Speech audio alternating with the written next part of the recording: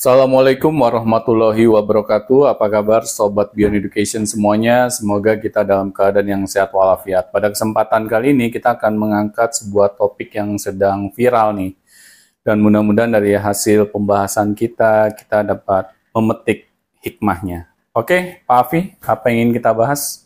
Nah, kali ini kita akan membahas sesuatu yang keren, Pak. Apa nih?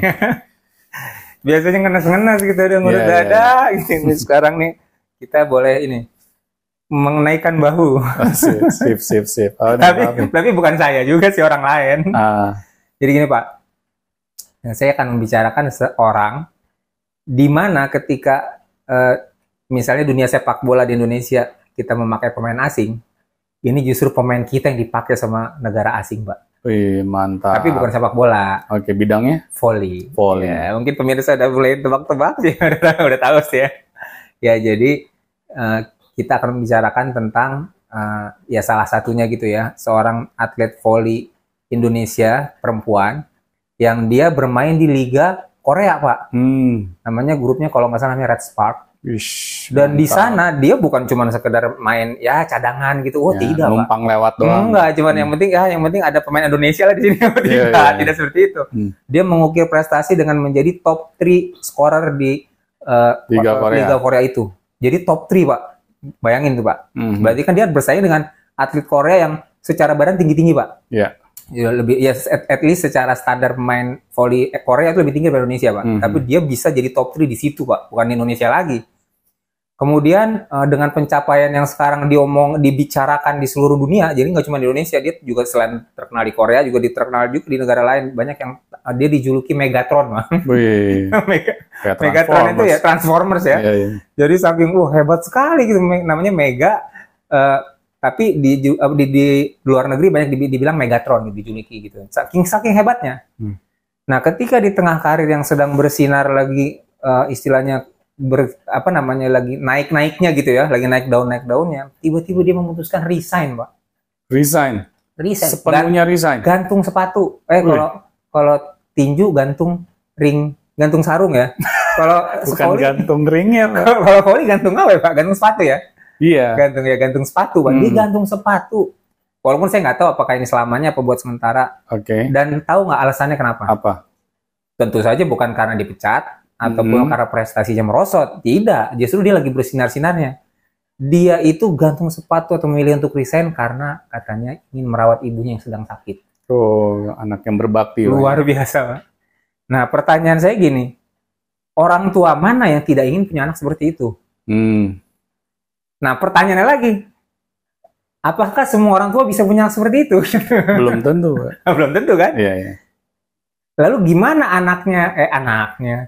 Bagaimana orang tuanya Megatron ini, apa Megawati ya namanya panjangnya, bisa punya anak seperti itu gitu. Itu apakah dia punya kayak jambi-jambi, mungkin dia punya jambi-jambi, resep rahasia misalnya. Pokoknya anak saya emang nggak bakal ninggalin saya dah. Pokoknya kalau saya panggil, langsung pulang dia. Gitu. Dia apakah punya resep jambi-jambi itu, atau mungkin dia punya jimat atau apa supaya anaknya bisa kayak gitu, kayak nurut gitu kan? Itu kan kalau misalnya mohon maaf Pak, kalau misalnya di film-film kan binatang buas aja bisa dikendalikan gitu, Pak, dengan apakah dia punya seperti itu gitu? Atau gimana tuh bisa? Kok bisa gitu? Anak itu pergi dari Korea, dunia karir yang mungkin diimpikan banyak orang, yang mungkin banyak juga orang pemain atau atlet Indonesia yang pengen punya karir kayak dia, kok malah dia tinggalkan begitu saja gitu. Tapi demi untuk merawat orang tuanya yang sedang sakit. Nah, maksud saya itu luar biasa sekali kalau buat saya. Di dunia MMA ya, atau dunia yang itu Pak, yang tarung bebas itu, Pak. Iya, itu tarung bebas. Nah, itu kan yang pukul ya, emang kasar Pak, ini bukan volley ya. Itu yang ada kan Khabib Nurmagomedov. Iya. Nah, itu juga kalau nggak salah dia kurang lebih sama seperti ini ketika dia sedang pensiun dalam bapaknya meninggal. Dalam keadaan dia paling tinggi, dia paling di atas sebagai atlet MMA yang belum pernah terkalahkan. Iya. Lalu dia gantung sepatu. Ya, pokoknya dia resign. Gantung sarung ya. Sarung yang buat sholat, Pak. Sarung tangan.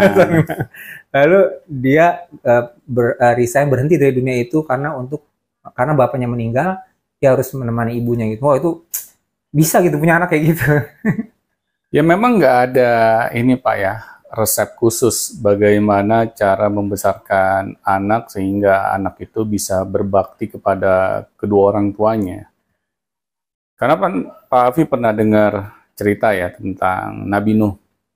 Ya, Nabi Dia Nuh. seorang nabi loh Pak. Ya. Bagaimana cara dia membesarkan anak, yang namanya seorang nabi nggak usah ditanya lagi lah Pak. Pasti parenting yang terbaik. Tetapi kenapa kok anaknya tetap durhaka? Nggak mau nurut sama orang Nggak mau tuanya nurut gitu. sama orang tuanya. Nah di sini sebenarnya Pak memang sulit saya mengatakan bahwa orang tuanya Megawati ini, apalagi ibunya ya, nah beliau sakit, kemudian Megawati memutuskan untuk pensiun dari dunia voli. Saya nggak bisa memberikan suatu resep rahasia Pak. Karena apa?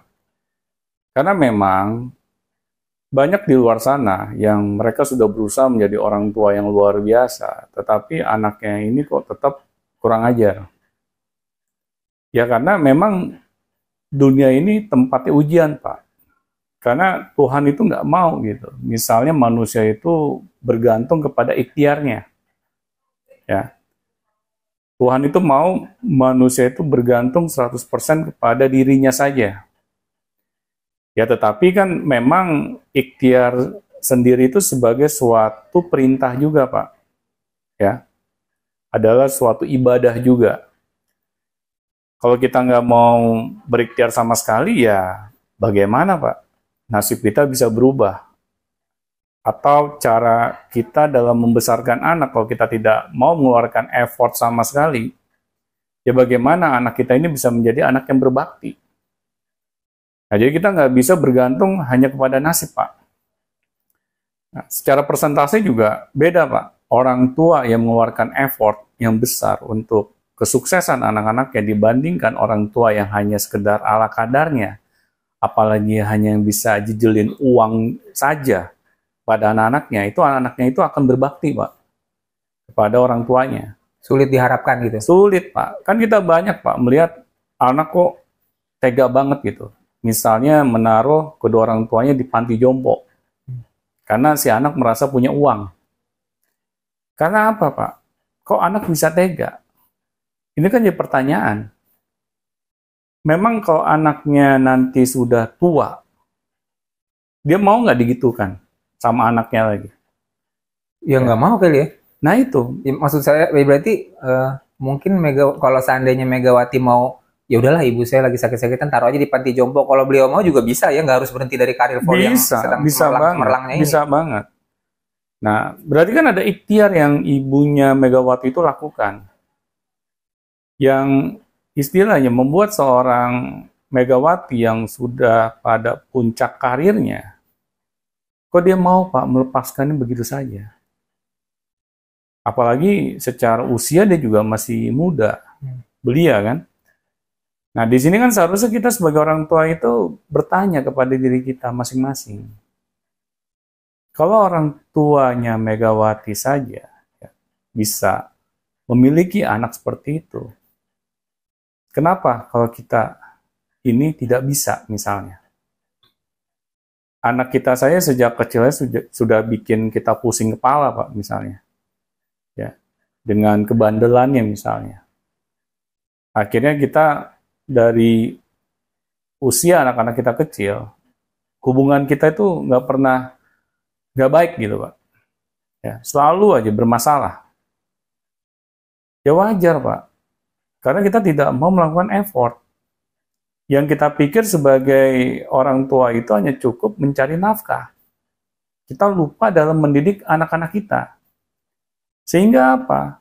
Sehingga ketika anak-anak kita dewasa, ya jangan kita salahkan diri anak kita, Pak. Kalau anak kita ini satu persatu akan meninggalkan kita. Ya syukur-syukur kalau mereka masih nengokin kita, Pak, setahun sekali pas Lebaran. Kalau enggak sama sekali bagaimana? Karena misalnya anak kita itu merasa nyaman dengan kehidupannya dia, ya kan? Nggak mau melepaskannya, apalagi demi orang tuanya doang sakit gitu kan. Benar. Atau orang tuanya sakit dia hanya transfer uang aja udah cukup. Ya. Kalau dia mau transfer juga Pak. Kalau ingat itu juga. Kalau dia ingat, Ya. Astagfirullahaladzim. Ini kan banyak Pak kejadian-kejadian seperti itu di luar sana. Nah, kita sebagai orang tua seharusnya paham. Karena hukum tabur tua itu memang berlaku, Pak.